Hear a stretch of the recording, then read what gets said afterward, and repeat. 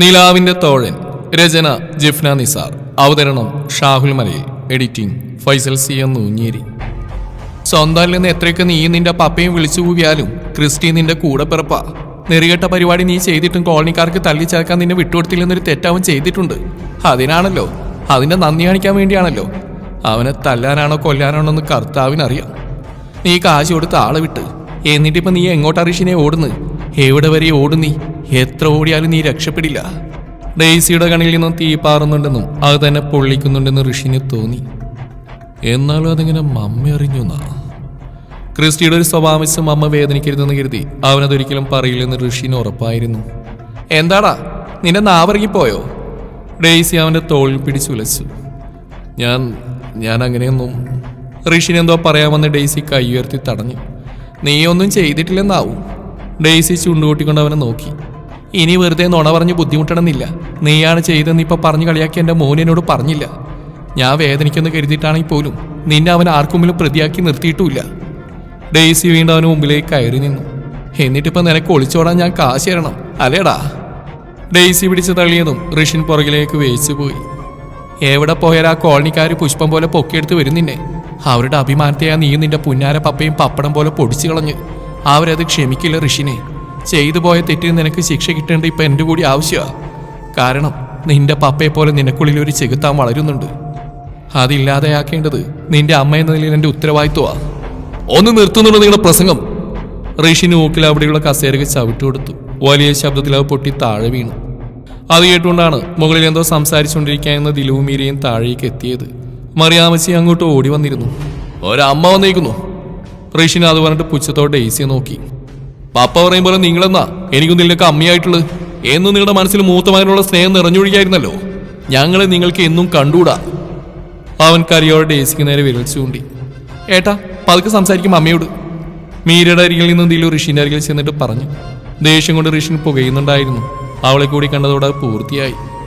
ഓ നീ ഇപ്പം നന്മവരാണല്ലോ അല്ലേ? അവൻ അവളെ നോക്കിയിട്ട് ചുണ്ടുകൂട്ടി.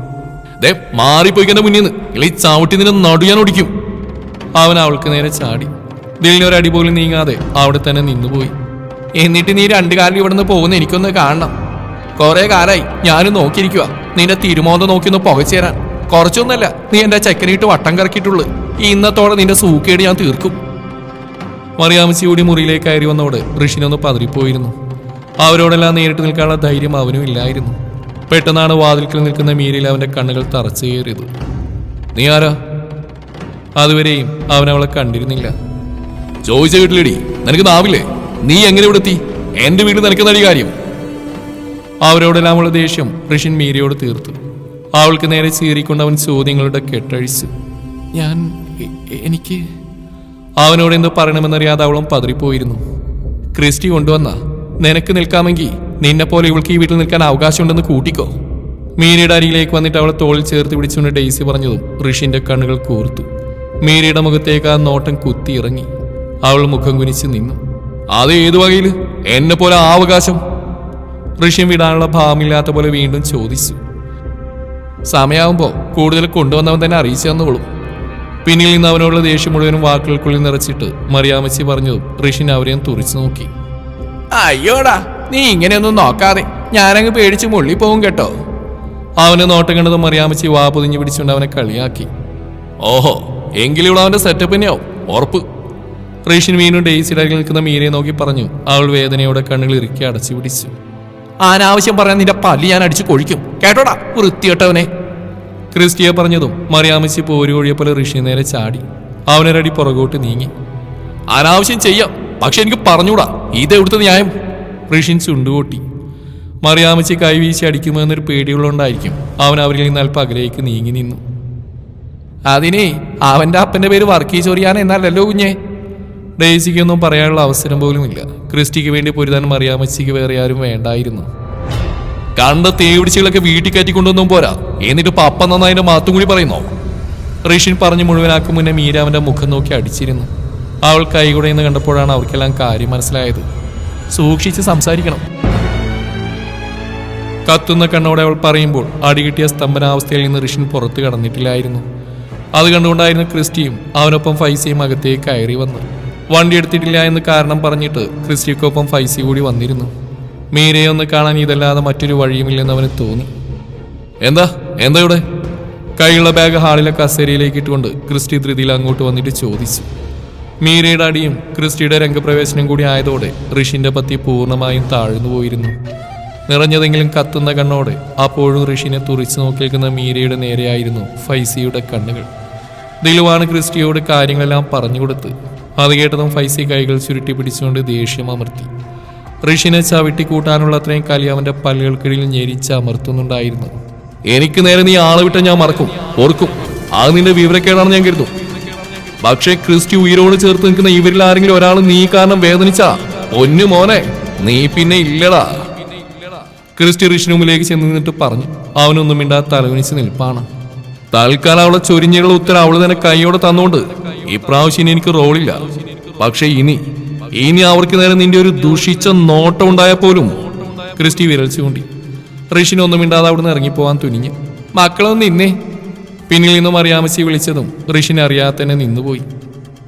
ഇവൻ നിനക്കെതിരെ എന്തോ ചെയ്തോന്നാടാ നീ നേരത്തെ പറഞ്ഞ്? ആളെ വിട്ടെന്നോ മറ്റോ പറഞ്ഞു കേട്ടല്ലോ, ഉള്ളതാണോ? മറിയാമച്ചി അപ്പോഴും അവൻ ആ പറഞ്ഞതിന്റെ പുറകിലായിരുന്നു. അത് വിടും, അത് കഴിഞ്ഞല്ലേ. ക്രിസ്റ്റി മറിയാമച്ചിയെ ചേർത്ത് പിടിച്ചുകൊണ്ട് പറഞ്ഞു. അവരൊന്ന് കുതിറി. ആഹാ, എന്നാലേ ഞാൻ ഈ കഴുത മോൻ അങ്ങനെ വിടാൻ ഉദ്ദേശിച്ചിട്ടില്ല. അങ്ങനെ നിന്നെ ഞോണ്ടിയിട്ട് ഇവരങ്ങ് ചുമ്മാ പോവാൻ ഞാൻ സമ്മതിച്ചു കൊടുക്കുകയില്ല. നീ എന്നെ വിട്ടേടാ. മറിയാമച്ചി കുതിരി മാറിയത് ക്രിസ്റ്റി വളരെ കഷ്ടപ്പെട്ടുകൊണ്ടാണ് പിടിച്ചൊതുക്കിയത്. നോക്കി നിൽക്കാൻ ജീവമാണെങ്കിൽ ഇറങ്ങിപ്പോടാ. അവനെ പിന്നിലേക്ക് പിടിച്ചുകളിക്കൊണ്ട് ഫൈസിയുള്ളിലെ ദേഷ്യം അല്പം കുറച്ച്. മീര ആരെയും നോക്കാതെ വേഗം മുകളിലേക്ക് കയറിപ്പോകുന്ന കണ്ടതും അവനുള്ളിലെ വേദന പിന്നെയും കൂടി. പക്ഷേ ഒന്നും പറഞ്ഞില്ല. അവൾക്കത് സങ്കടമായി എന്ന് തോന്നുന്നു. അവൾ പോയ വഴിയെ നോക്കി ഡെയ്സി പറഞ്ഞു. അവള് മിടിക്കാടാ മോനെ, എന്നെ അടി അവനിട്ട് കൊടുത്ത്. പെൺകൊച്ചുങ്ങളായ ഇങ്ങനെ വേണം. നെഞ്ചെരിയുന്നതിനിടയിലും മറിയാമച്ചി പറയുന്ന കേട്ടതും ഫൈസിക്ക് ഒരു കുളിര് തോന്നി. അത്രയും നേരം അവരുടെ ഉള്ളിൽ ആളിയ തീ അല്പമൊന്ന് അണഞ്ഞ പോലെ ഒരു ആശ്വാസം പകർന്നു കൊടുക്കാൻ മറിയാമച്ചിയുടെ വാക്കുകൾക്കായിരുന്നു. ഉമ്മാനെ പരിശോധിക്കുന്ന ഡോക്ടറുടെ മുഖത്താണ് ഷാനവാസിന്റെ ആകാംക്ഷ നിറഞ്ഞ കണ്ണുകൾ. ഹൃദയം അകാരണമായി വല്ലാതെ മിടിച്ചുകൊണ്ട് അയാളെ ഭയപ്പെടുത്തി. ഹോസ്പിറ്റലിലേക്ക് മാറ്റണോ ഡോക്ടർ? ഉമ്മയെ നോക്കിക്കൊണ്ട് ഒന്നും പറയാൻ നിൽക്കുന്ന ഡോക്ടർ നോക്കി അയാൾ ആധിയോടെ ചോദിച്ചു. ഏയ്, അതിന്റെ ആവശ്യമൊന്നുമില്ലടൂ. ഒരു ഹോസ്പിറ്റലിൽ കിട്ടാവുന്ന എല്ലാ സജ്ജീകരണത്തോടും കൂടിയല്ലേ നീ നിന്റെ ഉമ്മയെ പരിചരിക്കുന്നത്. ഇത്രയും കാലം നിന്റെ ഉമ്മ നിന്നോടൊപ്പം ഉണ്ടായത് തന്നെ നിന്റെ ഈ കെയറിങ് ഒന്നുകൊണ്ട് മാത്രമാണ്. ഡോക്ടർ അയാളുടെ ചുമലിൽ തട്ടിക്കൊണ്ട് പറഞ്ഞു. ആ പ്രശംസാവാക്കുകളായിരുന്നില്ല അയാളപ്പോൾ ആഗ്രഹിക്കുന്നതെന്ന് ആ മുഖത്ത് തെളിയുന്ന അസഹിഷ്ണുത എടുത്ത് പറയുന്നുണ്ടായിരുന്നു. ഉമ്മാന്റെ ഇപ്പോഴത്തെ കണ്ടീഷൻ ഡോക്ടറൊന്നും പറഞ്ഞില്ല. ആ അഭിനന്ദനങ്ങളെ കണ്ട ഭാവം പോലും ഉണ്ടായിരുന്നില്ല അയാളിൽ. അതെങ്ങനെ ജോലിയാവും? ഇതിനേക്കാൾ എത്രയോ ഇരട്ടി സ്നേഹം തന്ന് പരിചരിച്ച് തന്നെ വളർത്തിയ ഉമ്മാനോടുള്ള സ്നേഹമല്ലേ അത്? അതൊരു കടമയാണെന്ന് കൂടി കേൾക്കാൻ അയാൾ ഇഷ്ടപ്പെട്ടിരുന്നില്ല. പ്രഷറൊന്നും ലോ ആയതാ, വേറെ കുഴപ്പമൊന്നുമില്ല ഇപ്പോൾ. ഡോക്ടർ പറഞ്ഞു കേട്ടതും ഷാനവാസിന്റെ മുഖം ആശ്വാസം കൊണ്ട് വിടർന്നു. പക്ഷെ അറിയാലോ, ഞാൻ പറയാത്ത നിനക്ക് നിന്റെ ഉമ്മയുടെ ആരോഗ്യസ്ഥിതിയെ ഓരോ ദിവസവും ദൈവം തരുന്ന ബോണസാണ്. ആ മനസ്സിന് സന്തോഷം കൊടുക്കുക. അവരുടെ കുഞ്ഞാഗ്രഹങ്ങൾ തന്നെ കൊണ്ട് വല്ല വിധനയും കഴിയുമെങ്കിൽ അതൊക്കെ നടത്തി കൊടുത്തുകൊണ്ട് അവരുടെ മനസ്സിന് ആനന്ദം കൊടുക്കുക. നിനക്കിനി ചെയ്യാൻ അത് മാത്രമേ ഉള്ളൂ. അല്ലാത്ത ഒന്നും നിന്നോട് ഞാൻ പറഞ്ഞു തരേണ്ടില്ലല്ലോ. ആ ഉമ്മ ആഗ്രഹിക്കുന്നതിനേക്കാൾ എത്രയോ ഇരട്ടി നീ അവരെ സംരക്ഷണം കൊണ്ട് പൊതിഞ്ഞ് പിടിക്കുന്നുണ്ട്. വീണ്ടും എന്തൊക്കെയോ പറഞ്ഞിട്ട് ഡോക്ടർ ഇറങ്ങിപ്പോയിട്ടും ഷാനവാസ് ഉമ്മയെ നോക്കി അതേ ഇരിപ്പ് തന്നെയായിരുന്നു. ശുഷ്കിച്ച് ആ കയ്യിൽ വെറുതെ തലോടി പാതി അടച്ചുകൊണ്ട് ഉറക്കമായ ആ മുഖത്തേക്ക് നോക്കി. ഉമ്മയുടെ ആഗ്രഹങ്ങൾ തന്നെ കൊണ്ട് നടത്താൻ കഴിയുന്ന നടത്തിക്കൊടുത്ത് ആ മനസ്സിന് ആനന്ദം കൊടുക്കുക. തനിക്കിപ്പോൾ ചെയ്യാൻ അത് മാത്രമേ ഉള്ളൂ. ഡോക്ടർ പറഞ്ഞ വാക്കുകൾ വീണ്ടും വീണ്ടും അയാൾക്കുള്ളിൽ മുഴങ്ങി. ഉമ്മയുടെ ഏറ്റവും വലിയൊരാഗ്രഹം, വളരെ കാലമായി തന്നോട് പല കോലത്തിലും പറഞ്ഞിട്ട് താൻ കേട്ടില്ലെന്നടിച്ച ആ വലിയ ആഗ്രഹം, അതുമാത്രമായിരിക്കും ഇനി ആ മനസ്സിലുള്ള ആഗ്രഹമായിട്ട് അവശേഷിക്കുന്നത്. പടച്ചോനെ, വയ്യാത്തിൻ്റെ ഉമ്മാനോട് മറ്റൊരാൾ മുഖം കറുപ്പിച്ച് സംസാരിക്കുന്ന ഓർക്കുമ്പോൾ പോലും ചങ്കില് തീയാണ്. അങ്ങനെ ഒരു പേടി എങ്ങനെ ഹൃദയത്തിൽ കയറി കൂടിയാവോ? കണ്ണും കേട്ടും അടുത്ത കഥകളിലെ ബന്ധങ്ങൾ തന്നെയാവും അതിൻ്റെ ഉത്തരവാദികൾ.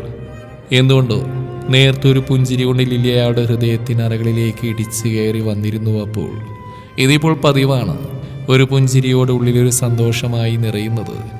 അത്രയും ആഴത്തിൽ ചിരിക്കാൻ അറിയുന്നവരെ അയാൾ ആദ്യമായിട്ടായിരുന്നു കാണുന്നത്. ചിലർ ചിരി കൊണ്ട് തോൽപ്പിക്കാൻ ശ്രമിക്കുമെന്ന് പറഞ്ഞു കേട്ടിരുന്നു. കാണുന്നതും അറിയുന്നതും ലില്ലിയെ കണ്ടതു മുതലായിരുന്നു. ഉമ്മയെ കൂടാതെ ഓർക്കുമ്പോൾ ഹൃദയം ഒരു പുഞ്ചിരി പൊഴിച്ചത് അവൾക്ക് വേണ്ടിയായിരുന്നു. ആ കരുണ നിറഞ്ഞ കണ്ണുകൾക്ക് പറയാൻ 1000 കഥനകഥകളുണ്ടെന്നിരിക്കെ ഒരു പുഞ്ചിരി കൊണ്ട് കാണുന്നവർക്ക് സന്തോഷം പകരുന്ന ഒരുവൾ. ആ വേദനയിലും അയാൾക്കുള്ളിൽ ആശ്വാസമായിരുന്നു അവളും അവളുടെ ഓർമ്മകളും. ഇങ്ങനെ കരയാൻ മാത്രമൊന്നുമില്ല, വിട്ടേക്ക്. അവനുള്ള ഇസയുടെ മോള് തന്നെ കൈയോടെ കൊടുത്തില്ലേ? ഇപ്പൊ ഇരുന്ന് മോങ്ങേണ്ട സത്യത്തിൽ അവനല്ലടി പൊട്ടി. അമ്മാതിരി അടിയല്ലേ നീ കൊടുത്ത്. നിന്റെ വിരലുള്ള അവന്റെ കവളിൽ ചാപ്പ് കുത്തിയ പോലെ കരിനിലിച്ച് കിടപ്പുണ്ടാകും കുറെ നാള്. ഒരു ഓർമ്മപ്പെടുത്തൽ പോലെ. മീരയെ ചേർത്ത് പിടിച്ചുകൊണ്ട് ക്രിസ്റ്റി പറഞ്ഞു. നനഞ്ഞ കണ്ണോട് അവൾ നേരത്തെ ഒരു ചിരിയിൽ അവനെ നോക്കി.